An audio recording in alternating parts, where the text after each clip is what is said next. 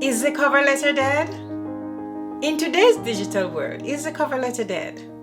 Cover letters were very popular in the past. When we used to send mail through the post office, we used to call it snail mail. The cover letter would serve as a cover to the resume to introduce the job applicant and introduce any information that the resume could not address. This video will answer the question, is the cover letter dead? And at the end of the video, you will be able to determine the different circumstances under which you need to submit a cover letter. For the best career advice, subscribe to my channel. Click the subscribe button and you will be notified when I post new videos every week.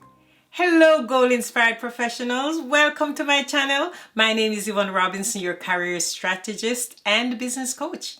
And I'm here to guide you through your career journey to be successful and build a rewarding career. The truth about cover letters is that you do not need them every time you send a job application. So let us look at two things that we have to consider. Why do we need a cover letter and how we are going to design the cover letter? Here are the times when you may not need to send a cover letter. If you are a consultant or a job applicant sending your resume to a recruiter or to a staffing firm in the Ottawa area in Canada, you do not need to send a cover letter. I cannot speak for the United States, but I know in this situation, you do not need to send a cover letter. And if the job application did not ask for a cover letter, do not spend your time writing a cover letter. So your time will be better served if you spend it on your career summary or your career profile, which comes below your contact information at the top of your resume. If you do not know how to write a career summary or a resume summary, I have a video for that. It's called the Attention Grabbing Resume Summary. The attention grabbing resume summary or career profile that will get your resume noticed. There are times when it is necessary for you to send in a cover letter if the job application requires it, and other times when there are special circumstances. And if you look on the screen, I have some points there, 4 points to help you to know when you should send in a cover letter, okay? If there's a gap in your employment, if you have been affected by special circumstances such as the pandemic, transitioning in your career, sending your resume to small companies and organizations that require you to demonstrate your writing abilities, such as government agencies, universities, and nonprofit organizations. Now that you have established why you need a cover letter, let us look at the format. The cover letter should be customized. So at the top of the cover letter, you're going to have your contact information, and following that is a salutation which says, "Dear hiring manager," or if you know the name of the person who you're sending the cover letter to. The next thing is the body of the cover letter, which has 3 stages. A strong introduction. In the introduction, you need to tell them the title of the job you're applying for, and if there's a job number, it is very important that you write the job number. You're to show some excitement and say why you're applying for the position and align it with your career goals. The next paragraph is paragraph 2, where you're going to focus on the job description and your skills and experience.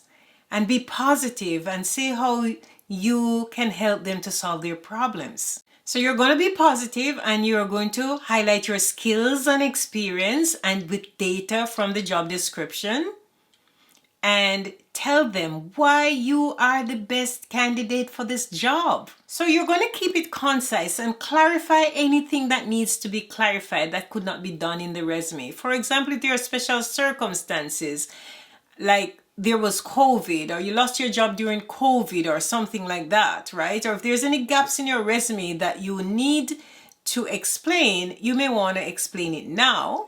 Just keep it very high level, keep it concise, and keep it upbeat and positive. So you highlight the positive and you minimize the negative. So then you get to paragraph 3. So you sum up your qualifications, you express your interest in the position, and you provide availability and the best way to contact you. But if you look on the screen, you're going to start with your contact information for this. Then you go down to your salutation. Dear hiring manager, use the name if you know it. I am writing to express my interest in job number 564 for an application tester at Banks Company. I am drawn to the opportunity for several reasons. I know you're going to say why you're interested in the position, right? You align the job description, quantifiable where possible, and put your career goals and achievements. Other things to mention, only if necessary. Be precise and positive. In a separate paragraph, you can mention your special circumstances, if you have been affected by the pandemic, if you have a gap in your employment, or if you're transitioning in your career. And then you can say, I look forward to sharing more details of my experience and motivations with you. Thank you for your consideration. Sincerely, Yvonne Robinson. Or if you're sending it by social media or messenger, you can say, I look forward to hearing from you. Here is my contact information. Right? Because this is more informal, right? I look forward to hearing from you. Here is my contact information. And you can send your phone number, or here's my phone number. Okay? Simple as that, guys. This was gonna be a very short one.